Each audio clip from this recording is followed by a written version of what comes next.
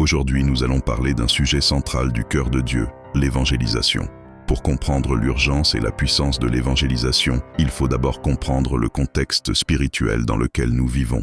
La Bible nous révèle dans Ésaïe 14, versets 12 à 15, et dans Ézéchiel 28, versets 11 à 19, l'origine de la chute de Satan, un être créé parfait qui s'est rebellé contre Dieu. Depuis cette chute, le monde est entré dans ce que la Genèse appelle le tohu-bohu, le chaos spirituel, moral et social. Dans 2 Thessaloniciens chapitre 2, verset 7, la Bible parle du mystère de l'iniquité qui agit déjà dans le monde. Cela signifie que le mal n'est pas seulement visible, il est aussi organisé, structuré et spirituel. Face à ce système de ténèbres, Dieu n'a pas donné à l'Église une mission optionnelle, mais une responsabilité claire, évangéliser. L'évangélisation globale est la réponse de Dieu au chaos spirituel du monde.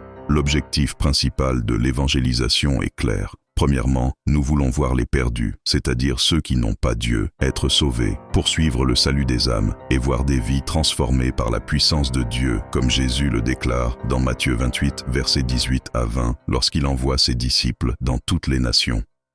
Deuxièmement, évangéliser permet aux hommes et aux femmes d'hériter du royaume de Dieu, car Jésus dit dans Jean chapitre 3, versets 3 à 6, que sans la nouvelle naissance, personne ne peut voir ni entrer dans le royaume.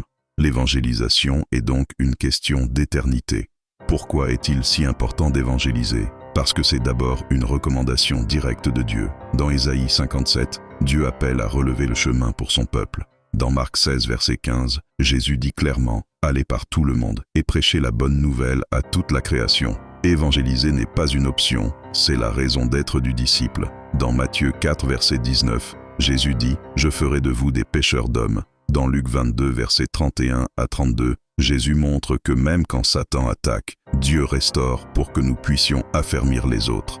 Toute personne qui n'a pas Jésus est spirituellement perdue. Dans Luc 19, versets 1 à 10, Jésus dit qu'il est venu chercher et sauver ce qui était perdu. Le ciel existe et l'enfer existe, et par l'évangélisation, les hommes entendent le message du salut. Dans 2 Timothée 4, verset 2, Paul exhorte à prêcher la parole en toute occasion. Dans Romains 10, versets 14 à 17, la Bible dit que la foi vient de ce qu'on entend, et ce qu'on entend vient de la parole de Christ. L'évangélisation est aussi un moyen puissant de croissance spirituelle personnelle. Plus tu évangélises, plus tu grandis dans la foi, et plus tu amasses des trésors dans le ciel, comme Jésus l'enseigne dans Matthieu 6, verset 20. Paul dit dans 1 Corinthiens 9, verset 16 que malheur à lui s'il n'annonce pas l'évangile, montrant ainsi l'urgence et la responsabilité. L'évangélisation est également un moyen efficace pour la croissance de l'Église, comme on le voit dans Actes 2, versets 37 à 41, où des milliers de personnes sont ajoutées après la prédication.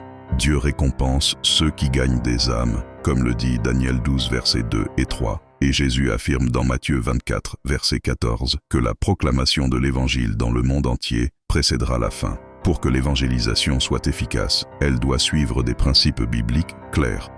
Premièrement, l'évangélisation doit être concentrée. Dans Acte 1, verset 8, Jésus donne une stratégie précise. Jérusalem, la Judée, la Samarie et jusqu'aux extrémités de la terre. Cela signifie commencer là où tu es, ta rue, ton quartier, ton travail.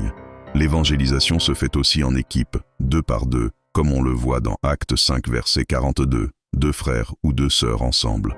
Deuxièmement, l'évangélisation demande de l'effort, de l'énergie et du temps. Elle doit être accessible et simplifiée, comme dans Acte 8, verset 1 à 6, où l'évangile est annoncé clairement et simplement. Troisièmement, l'évangélisation doit être consistante. Il existe plusieurs méthodes et plusieurs moyens pour transmettre l'évangile, et Dieu utilise la diversité. Quatrièmement, notre évangélisation doit être pertinente et bien ciblée, adaptée aux personnes que nous rencontrons. Cinquièmement, l'évangélisation doit être centrée sur Christ et non sur nos expériences personnelles, comme le dit 2 Corinthiens 4, verset 13. Enfin, l'évangélisation doit toujours être soutenue par la prière, comme Jésus l'ordonne dans Matthieu 28, verset 19. Concernant le ministère de l'évangéliste, la Bible enseigne dans Éphésiens 4, versets 11 à 13, qu'il fait partie des 5 ministères donnés à l'Église. Il existe plusieurs formes d'évangélistes. L'évangéliste proclamateur est celui qui annonce l'évangile à grande échelle, dans des croisades et rassemblements, sans jamais oublier la valeur d'une seule âme. L'évangéliste artiste utilise l'art pour communiquer l'évangile, que ce soit par la musique, le chant, la peinture ou d'autres formes créatives. L'évangéliste implanteur voit l'évangélisation comme un système communautaire, préparant le terrain spirituellement par la prière et la purification de l'atmosphère. L'évangéliste propagateur est un homme ou une femme de terrain, passionné par le contact direct, l'évangélisation de rue, la distribution de tracts et de Bibles. L'évangéliste animateur a la capacité de motiver, d'encadrer et d'organiser les équipes. L'évangéliste apologète défend la foi chrétienne dans les débats, les médias et les espaces publics. Il doit aimer la lecture, la connaissance, maîtriser la parole et le langage, comme Paul le dit dans Romains 1 verset 16.